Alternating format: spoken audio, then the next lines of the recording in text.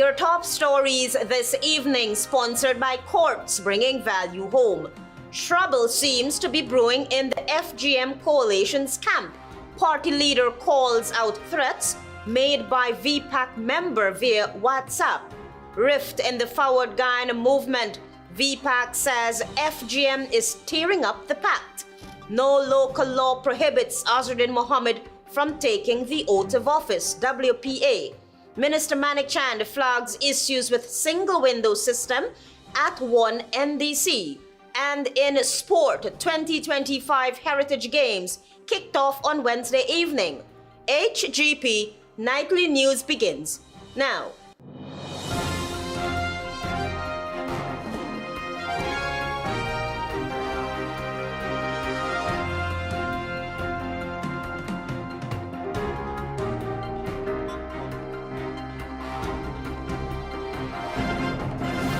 Good evening to our viewers here in Guyana and online. I'm ALETHEA Grant with the Thursday, 25th September 2025 edition of the HGP Nightly News. This is what you should know this evening. Forward Guyana movement, a coalition of three parties, seem destined to stay clear of the drama surrounding political parties this past election season. However, now that the elections are over, and the spoils are being divided, there seems to be a conflict brewing. Marvin Cato reports. Forward Guyana movement FGM seems to be heading into murky waters even before the 13th sit-in of Parliament convenes, in what seems to be a private spat with its coalition members. FGM's presidential candidate Amanzo Walton Desir, in a Facebook post Wednesday, cited bullying and intimidation by a member of its coalition partner, Vigilant Political Action Committee, V-PAC. Today, a line has been crossed, and I am not going to hold myself out as an advocate for women and the defense of women and remain silent on this. Similarly, on the Facebook page of V-PAC member or associate Francis Michael Bailey, aka B-Man, said there is the insinuation or allegation that there has been a breach of trust in relation to the occupation of the lone parliamentary seat gained by the FGM coalition. It is important to note that Bailey was a proponent for all smaller parties in the lead-up to the recently concluded elections, joining the FGM with Walton Desir being the admired leader. Hence, it is now baffling to see him cryptically call out the FGM leader. Walton Desir did not hold back. I want to be very clear that I do not take threat and bullying. He knows himself, and that is the last bit of grace that I will offer him. Walton Desir on our Facebook Live blasted the V-PAC member who texted her threats on WhatsApp. One such threat can be summarized as, "Give on to V-PAC what is V-PAC's." Walton Desir reiterated that her being a woman does not make her a pushover, and it is for that same reason she parted ways with her old foes to surge ahead on her own course. Interestingly also, on our Facebook page, the FGM's leader published a statement which indicated that the coalition had a closeout meeting where issues were discussed about the recently concluded elections, and highlighted in those minutes is the fact that no V-PAC member was present at the coalition's closeout meeting. I will not tolerate threats. And so to the young man who went into my WhatsApp and sent me a message that reads that I must, Amanza, I am giving you one last chance to reconcile with V-PAC or else. Also to note is the fact that the terms of agreement with the three coalition partners came to an end on September 1. Hence, a new agreement has to be signed. Nigel London seems to be all in and on board, while V-PAC's leader, Doreen Best, is yet to comment on the situation. Marvin Cato reporting for HGP Nightly News. Meanwhile, V-PAC has accused the Forward Guyana movement of tearing up the PACT, especially when it comes to the rotation of the single parliamentary seat. Here again is Marvin Cato. Chairman of V-PAC, Doreen Best, in a strongly worded press statement, has denied allegations of threats made against the leader of the Forward Guyana movement, Amanzo Walton Desir. Quote unquote, that was a lie, a deliberate, malicious lie. no threats were made, Best said in a statement issued Thursday. Best said that V-PAC entered that coalition in good faith, knowing that no single party in the coalition could win on its own. The issue, according to Best, seems to be how the single seat gained by the party at the last general and regional elections would be rotated within that coalition. Quote unquote, the agreement was simple. The parliamentary seats secured by our combined mandate would be rotated equally among three partners. That was our pact. The V-PAC leader accused Desir, quote unquote, of tearing up that pact and has allegedly handed herself sole power broker, keeping 60% of the seat for herself and handing 40% to Nigel London of the People's Movement. Best stressed that the parliamentary seat belongs to the collective and that it was won by the three parties. He vowed that V-PAC will fight for its rightful share of representation and will not apologize for demanding honesty, inclusivity, and real leadership. V-PAC, according to Best, has always supported Walton Desir as a female leader and has never demanded the prime ministerial slot. Marvin Cato reporting for HGP Nightly News. Auditor General Deodat Sharma is hopeful that penalties will be applied to consulting firms and agencies with responsibility for capital projects that remain incomplete. Sharma was speaking on Thursday during the presentation of the 2024 Auditor General's report. Antonio Day filed that report. The Auditor General's 2024 report highlights ongoing issues, particularly contract overpayments.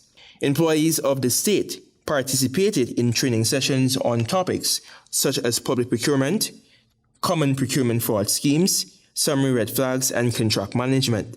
This is according to Auditor General Deodat Sharma after presenting on the 2024 report to the Parliament Office on Thursday.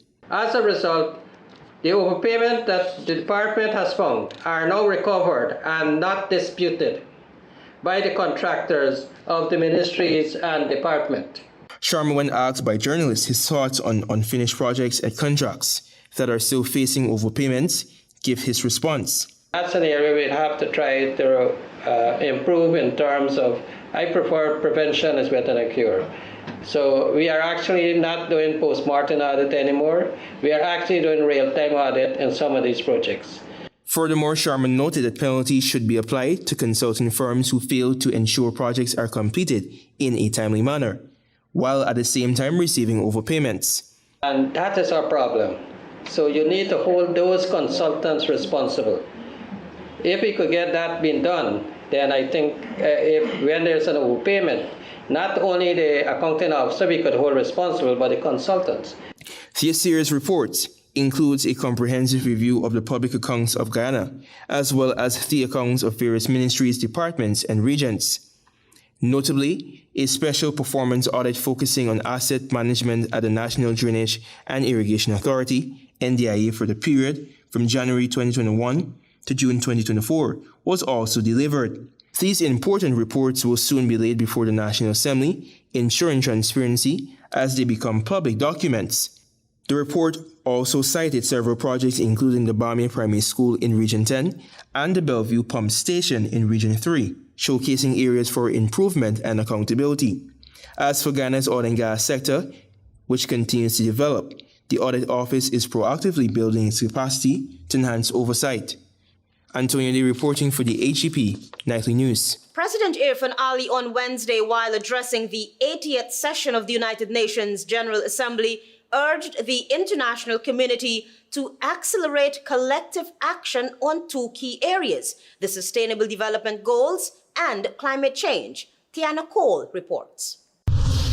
President Ali, while addressing the 80th session of the United Nations General Assembly on Wednesday, emphasized that the survival of people, economies, and the planet depends on bold, people-centered strategies that place the most vulnerable at the forefront of development. It requires a people-centered approach that prioritizes ending poverty and hunger, ensuring protection of children, support for persons with disabilities, and empowerment of young people.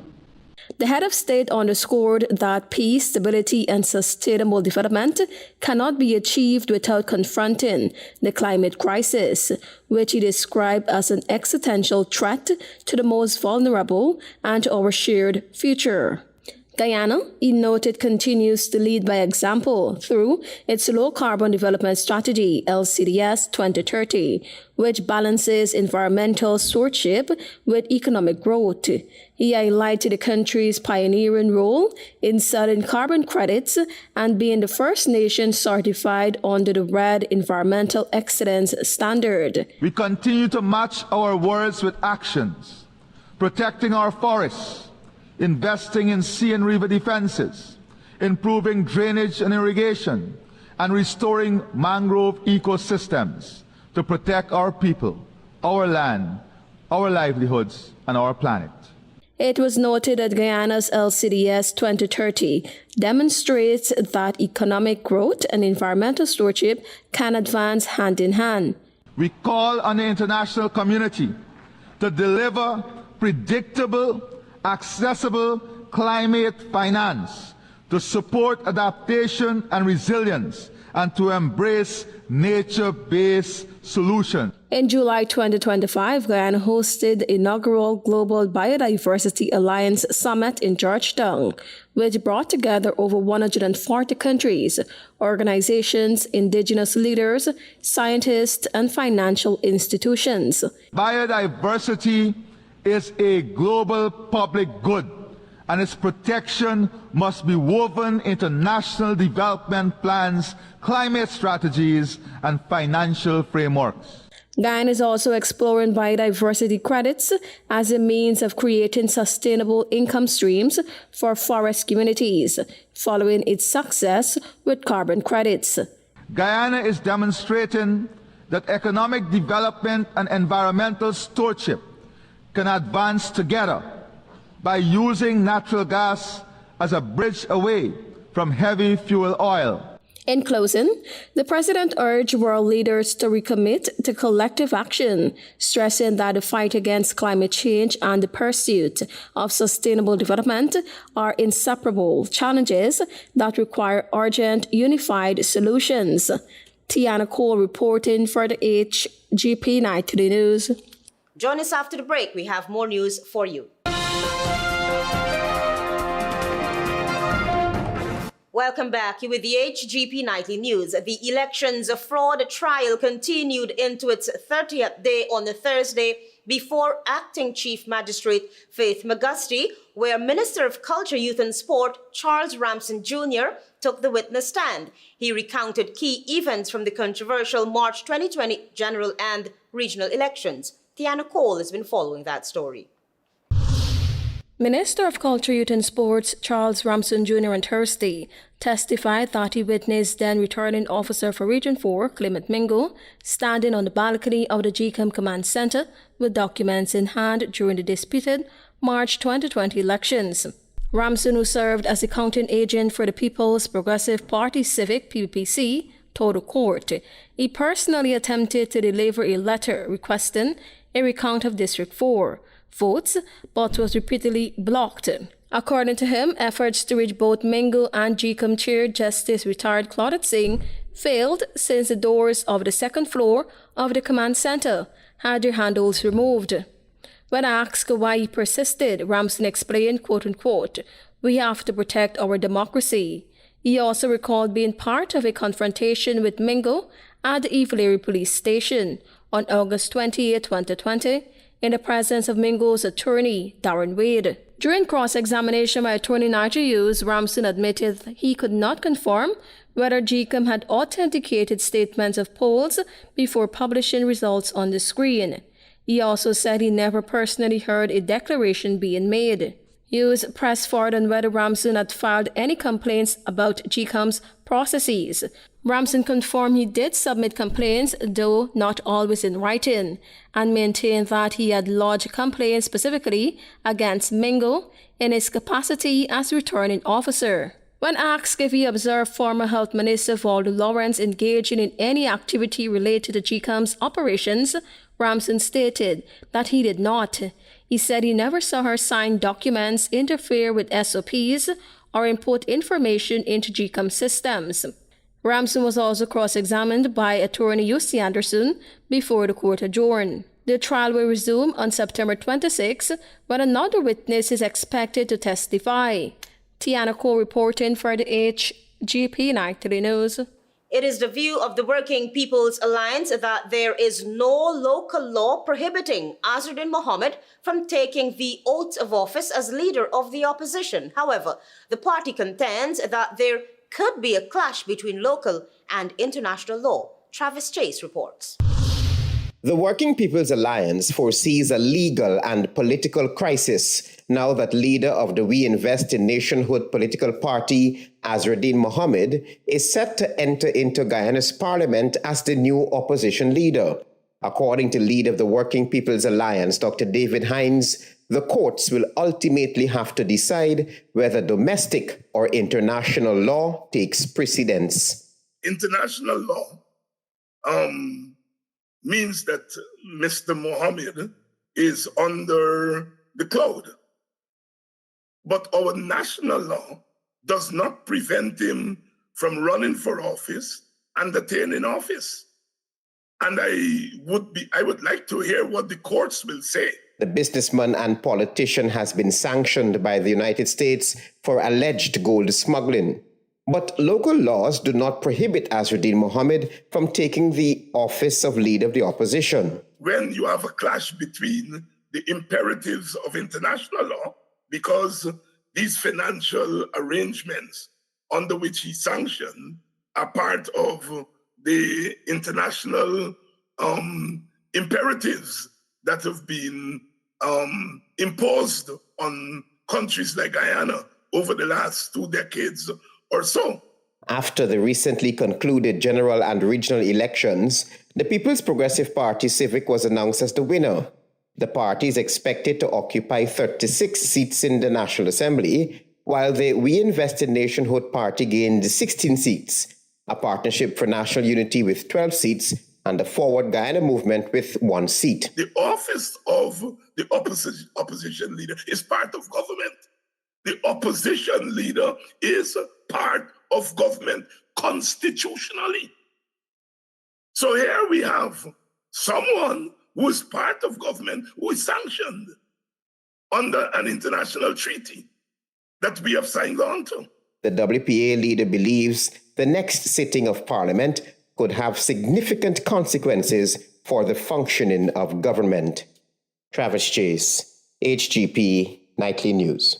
The International Business Conference Guyana 2025, set for mid-October, has received a resounding endorsement from United States Ambassador to Guyana Nicole Theriot, who highlighted the transformative potential of the event for regional economic development and U.S. Caribbean partnerships. Antonio Day reports. United States Ambassador to Guyana Nicole Theriot emphasized the unique positioning of American businesses to contribute to Guyana's rapidly expanding economy. She made these remarks following her endorsement of the International Business Conference, IBC, scheduled for October 14 to 16 of this year. There are tremendous opportunities for U.S. companies to explore partnerships and investment opportunities in Guyana's rapidly expanding economy. Whether it's infrastructure, energy, ICT, education, agriculture, or health, there are opportunities for U.S. firms with proven track records to bring quality solutions, technology, and expertise to Guyana. The U.S. ambassador underscored the comprehensive nature of the IBC Guyana 2025 as a catalyst for meaningful business relationships. The United States strongly supports regional economic collaboration, and we actively champion efforts that align with IBC's 2025 theme. Theriot praised the diverse sectors represented at the conference, noting significant American business interests across multiple industries. We all know that energy is currently the key driver of growth here in Guyana, but it's just the beginning. And sectors like infrastructure, agriculture and agribusiness, ICT, healthcare, education and skills training, climate resilience technologies, all of these things hold major potential for U.S. Caribbean collaboration. The International Business Conference, Guyana 2025, taking place next month, promises to serve as a pivotal platform for fostering U.S.-Caribbean economic partnerships and advancing regional development goals through strategic collaboration and investment opportunities. Highlighting the distinctive value proposition of American partnerships, the ambassador emphasized long-term commitment over short-term gains. U.S. companies bring not just very high standards and state-of-the-art innovation, but also they bring transparency, accountability, and long-term quality and value. Antonio Day reporting for the HGP Nightly News. More news on the other side of the break. Stay with us. Thanks for staying with us. The Ministry of Local Government and Regional Development has turned its attention to strengthening services at local democratic organs across the country. During a visit to the Caledonia Good Success Neighborhood Democratic Council, Subject Minister MANICKCHAND highlighted challenges there with the single window system and emphasized the importance of accountability and efficiency at the community level. Jada June reports. Minister of Local Government and Regional Development, MANICKCHAND, on a recent visit to the Caledonia Good Success Neighborhood Democratic Council, underscored the need for improved systems, responsive services at the community level. The minister explained that the exercise is part of ongoing checks on NDCs and other local democratic organs to determine how their efficiency in service to the citizenry. What I'm doing is really just checking on NDCs and the local democratic organs to see how they work and where they work, where they don't, and why, what those problems are, so that we can plug those gaps. Minister MANICKCHAND pointed out that the government's vision is to create beautiful communities that are effective and accountable, where the lives of citizens are made easier because government services are more responsive. However, while visiting the NDC office, she observed that the single window system, which is an initiative managed by the Ministry of Housing and Water to streamline building approvals and extensions, was clearly ineffective at the location. And this NDC is not working because it's down, the system is down. She explained that the single window system is designed to process construction and extension applications through one centralized platform with set timelines for responses. And I suspect we'll see different things in different NDCs, but we have to come up with protocols for all these NDCs and how to make them function, how to make them work. Minister MANICKCHAND also emphasized that the goal is not just about systems, but about ensuring that both staff and citizens benefit from improved operations.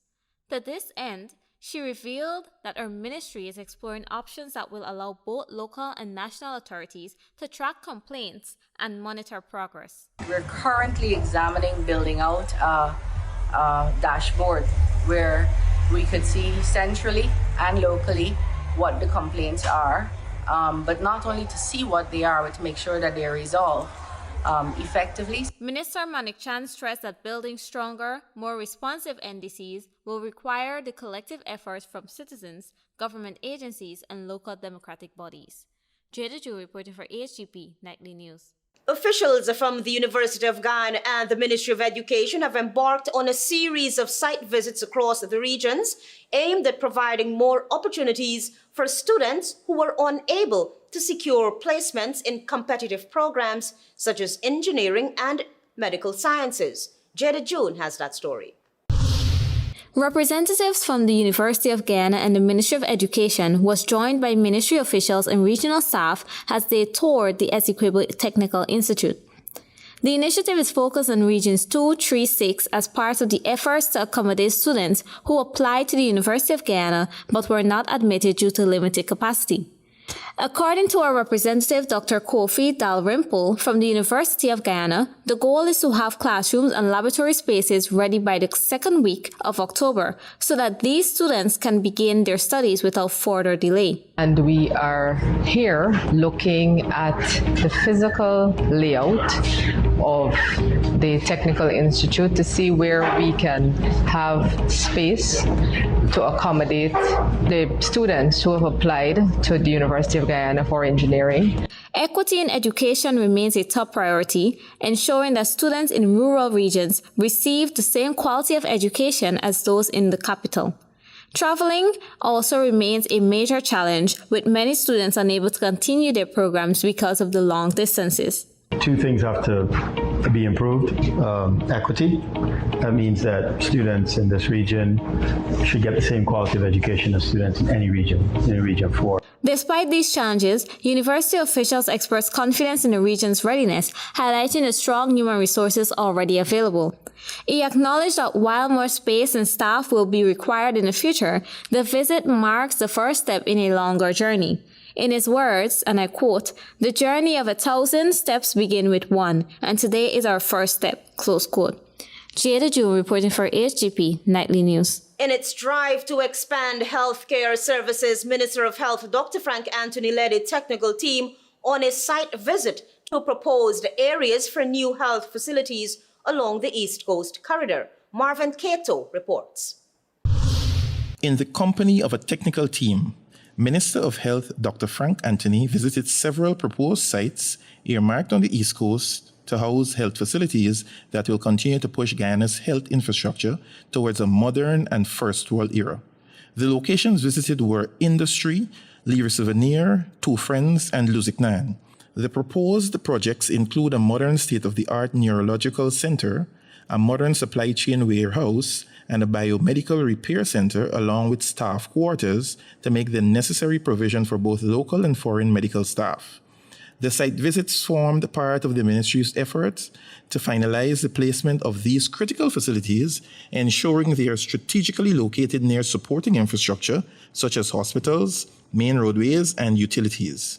The projects are expected to play a game-changing role in strengthening Guyana's healthcare system and supporting the government's broader goal of modernizing health services nationwide.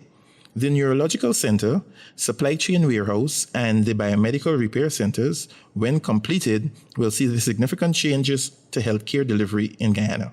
As a result of these modern facilities, specialized treatment for the brain, spinal and nervous system disorder, complex neurological conditions are all going to be done here instead of overseas. Medical storage capacity and distribution will be significantly improved since pharmaceuticals and medical supplies would be more efficiently and effectively distributed with an improved system and enhanced storage. Long-standing challenges within the system, maintaining and repairing sophisticated medical equipment that too often falls into disuse due to the absence of local servicing, will also be catered for. More accommodation to house medical staff will round up the ministry's push towards a modern and equipped healthcare sector.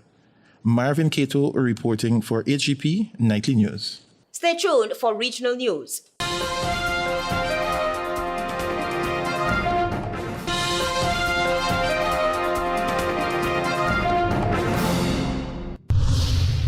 Good evening and welcome to Thursday's edition of the Regional News. I am Antonio Day. We begin with news in Trinidad and Tobago. Prime Minister Kamel Bessar has reprimanded her junior minister, Philip Alexander, for remarks he made that sparked a diplomatic spat with Venezuela's Vice President, Delcy Rodriguez. Alexander, the minister in the Ministry of Housing, suggested that India might nuke Venezuela to protect Trinidad and Tobago after Port of Spain publicly supported U.S. President Donald Trump's decision to deploy military warships in the Caribbean. Rodriguez mocked Alexander's statement in a Facebook post, saying that the only nuclear bomb drop was into the brain of this official's newly taken government, while urging Trinidad and Tobago to prioritize its citizens and avoid Washington's alleged resource-driven agenda. Addressing reporters on Tuesday, Bessar distanced her government from Alexander's remarks, stating, "He was totally out of line. I do not share his views. I have since told him he needs to stay in his zone. But the government and the cabinet do not share the views expressed by the Honorable Minister." End of quote. In response, Alexander posted on social media pledging full support for the Prime Minister and admitting fault, quoting, "Big men take their missteps as learning opportunities. Ego is for kids. I support Kamel Bessar 100%. End of quote. President Trump has claimed that U.S. forces bombed 3 drug-carrying vessels carrying more than 14 people. Venezuela has called on the United Nations to investigate what it described as serial executions of its nationals.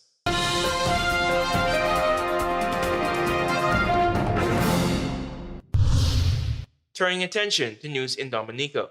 Dominica President Sylvanie Burton will receive the Global Inspiration Leadership Award and to be inducted into the Global Power Women Network, according to a statement issued by the Office of the President.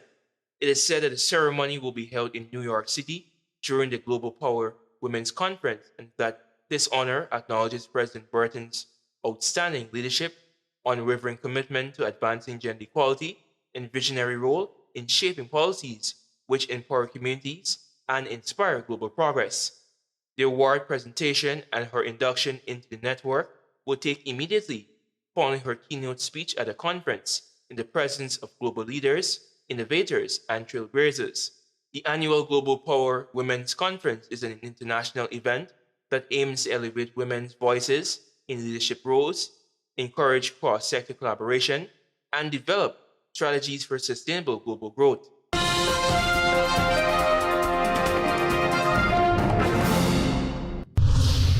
And finally, with some international news.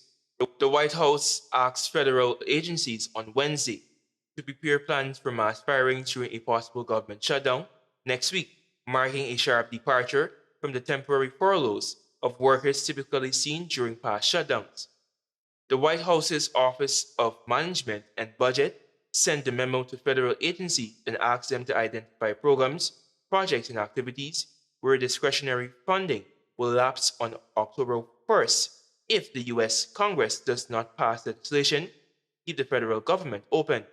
Programs that did not benefit from an infusion of mandatory appropriations will bear the brunt of a shutdown, the OBM said in a memo which the White House provided. Thank you for watching. I am Antonio Day. Goodbye for now.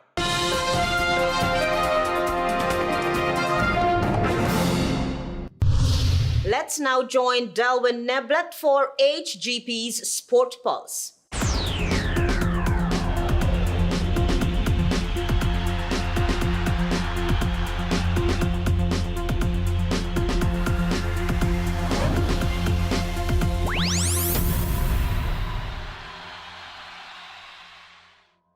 Good evening, Guyana. I'm Delwyn Neblet with your HGP TV Sports Pulse for today, Thursday, September 25, 2025. The Minister of Culture, Youth and Sport, the Honorable Charles Ramson, was present and gave his remarks as Minister of Amerindian Affairs, the Honorable Sarah Brown-Shaddiq, on Wednesday officially kicked off the Amerindian Heritage Games at the Everest Ground, Camp Road, Georgetown, in fine style. The newly appointed Minister, Brown-Shaddiq, has also participated in the Heritage Games as a footballer only a few years ago. The 2025 Heritage Games will run until Sunday, September 28 at the Everest Ground. Moving into chess, Mohabir is Pegasus Young Knights Challenge champion. 12-year-old Julian Mohabir emerged as the champion of the inaugural Pegasus Young Knights Challenge, hosted by the Guyana Chess Federation on September 21, 2025, after edging out 10-year-old Veer Narain on tiebreak criteria, with both finishing on 6 points. Mohabir, who has an ELO rating of 1457, secured key wins against several strong opponents, while Narain, rated 1426, highlighted his run with a victory over girls under-12 champion Catalia Sam. 11-year-old Abel Finance, Syria, the under-12 Open champion, placed third with 5.5 points, followed by Javier Devanand in fourth and Aiden Tinney in fifth, both with 5 points. Sam, who placed sixth, earned the Best Female prize. The event featured 44 participants in a 7-round rapid format, marking the first time FIDE-rated under-12 players competed in Guyana. The Guyana Chess Federation hailed this milestone as a step towards strengthening junior chess and expanding opportunities through the Pegasus Chess Club, which also offers free coaching and aims to foster talent across all ages. Now for some cricket on Wednesday, the Guyana Cricket Board announced their squads for the much-anticipated 2025 Boys Under 13 Inter-County Tournament. Scheduled for the 27th, 28th, and 30th of September, the annual tournament will feature teams from Guyana's 3 counties, Demerara, Berbice, and Essequibo, as well as a GCB Select 11. The Demerara Under 13 team will be led by Captain Lamar Seacharan and Vice-Captain Mackay Dowlin, with coach Lachman Yadram and manager Richie Luknot. The Essequibo Under 13 side is captained by DeMarcus Thomas, who will be assisted by Vice-Captain Timothy Ramdat, under the guidance of Coach Clive Holder and manager Nankishore Andrews. The Berbice Under 13 squad features Captain Shahid Gajnabi and Vice-Captain Jaden Ganpat, supported by Coach Leslie Solomon and manager Edward Lykin. while the GCB Select 11 will be captained by Tyler Ned, with vice-captain Afridi Khan, and will be managed by Terry Newton, with coach former West Indies Test batsman AZRUDDIN. Moving into football, newly appointed Guyana Jaguars head coach Thomas Dooley is wasting no time. As a part of his visit, Dooley is currently leading a training camp with our domestic players from the national player pool, setting the tone for what's to come. On September 13, Coach Dooley officially began his engagement with members of the domestic national player pool at an introductory session. Dooley has already delivered on his promise to commence formal training sessions well ahead of the upcoming calendar of international fixtures. And finally, Minister within the Ministry of Culture, Youth and Sport, the Honourable Stephen Jacobs, continued his ongoing series of introductory engagements with national sporting associations and federations on Wednesday. The Minister met and interacted with representatives from the Guyana Chess Federation, the Guyana Blind Cricket Association, the Guyana Hockey Board, and the Guyana Cricket Board. He mentioned that all exchanges were insightful and that these meetings are providing valuable opportunities to listen, learn, and build collaborative relationships with key stakeholders who are shaping the future of sport in Guyana. That's it for this edition of the HGP TV Sports Pulse. I'm Delwyn Neblett, reminding you to stay in the game. Trouble seems to be brewing in the FGM coalition's camp. Party leader calls out threats made by V-PAC member via WhatsApp. Rift in the Forward Guyana movement. V-PAC says FGM is tearing up the PACT. No local law prohibits AZRUDDIN Mohamed from taking the oath of office. WPA. Minister MANICKCHAND flags issues with single window system at Caledonia. Good success, NDC.